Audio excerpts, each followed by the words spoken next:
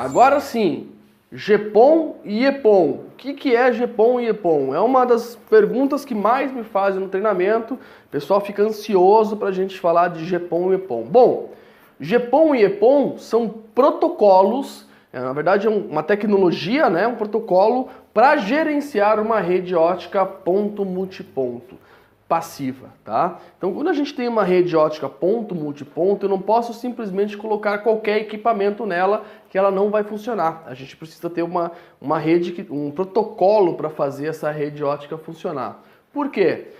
Ao contrário da tecnologia tradicional, para uma rede ótica ponto-multiponto funcionar, as ONUs, as ONTs conversam em TDMA com a OLT. Como elas compartilham a mesma fibra ótica, elas não podem todas falarem ao mesmo tempo. Cada uma tem que falar por vez. Então, uma ONU vai falar, depois a outra vai falar, depois a outra vai falar, para não causar interferências, né? Para uma não interferir na outra. É engraçado que um dos primeiros testes que o pessoal sempre tende a fazer é pegar um splitter ótico, né, que eu mostrei num vídeo anterior, e colocar Media Converter para ver se funciona. Isso não vai funcionar. Por quê? Porque o Media Converter, ele só sabe conversar ponto a ponto, né? Que nem a gente falou. O Media Converter ele foi feito para fazer uma comunicação direta, ponto a ponto. Toda comunicação que for ponto-multiponto, né, uma rede ótica, a gente precisa de um protocolo para fazer isso funcionar. E esses protocolos são o GPON e o EPON. São dois protocolos diferentes que têm características diferentes, certo?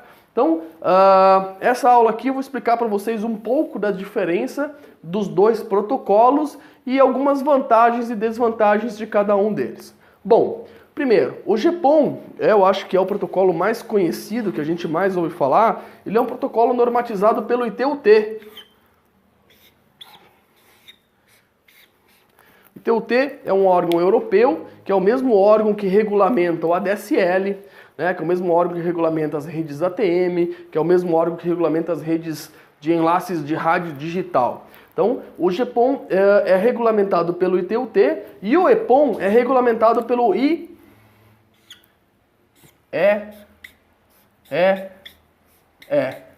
né? Ou I3E. O I3E é um órgão americano e é o órgão que regulamenta o Wi-Fi, é o órgão que regulamenta as redes Ethernet. Tá? Quais que são as principais diferenças dessas duas tecnologias?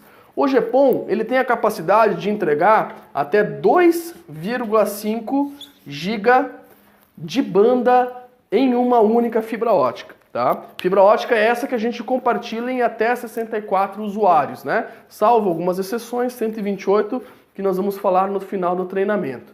Então, a gente vai ter 2,5 GB de sentido downstream, no sentido OLT-ONU, né, que a gente vai poder compartilhar esses 2,5 GB em até 64 clientes, né? Então, isso aqui no sentido de down.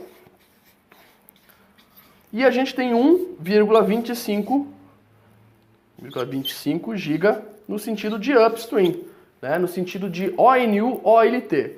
Por que a gente tem menos banda no sentido de down, de upstream do que no down? Porque, tecnicamente falando, o usuário sempre vai consumir menos de up do que de down. Mesmo que a gente liberar a banda para o usuário, ele vai sempre absorver mais informações do que enviar informações.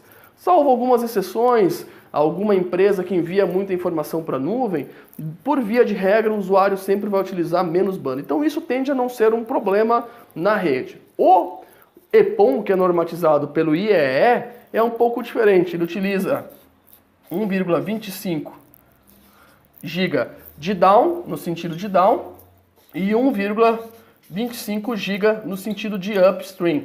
Né? Então, nos dois sentidos, tanto no sentido OLT, ONU, como no sentido ONU, OLT, o EPON trabalha com 1,25 GB de banda.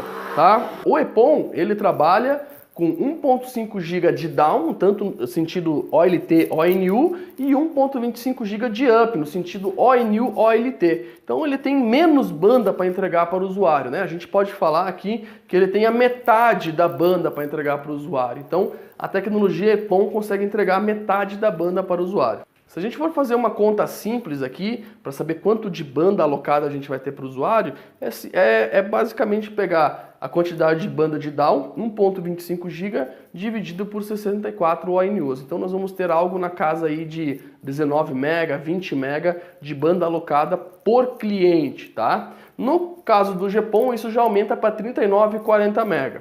Só que, detalhe, isso é a banda alocada, seria a banda dedicada, né? Se todos os usuários usassem ao mesmo tempo, a gente teria essa quantidade de banda. Então, se a gente for fazer uma análise simples, né, uma primeira análise, a gente vai ver que o GPON tem o dobro de capacidade de banda que o EPON, né? Ele tem mais banda para entregar para o usuário do que o EPON. Só que não para por aí.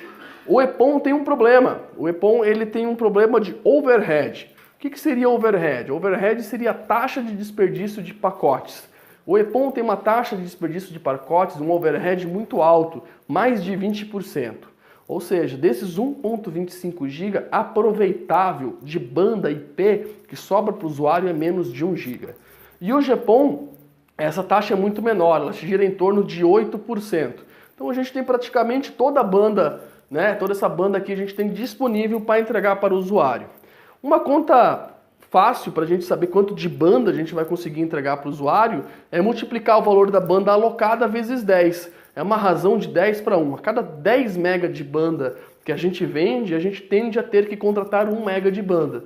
Esse número é um número estatístico, não é um número fixo, tá?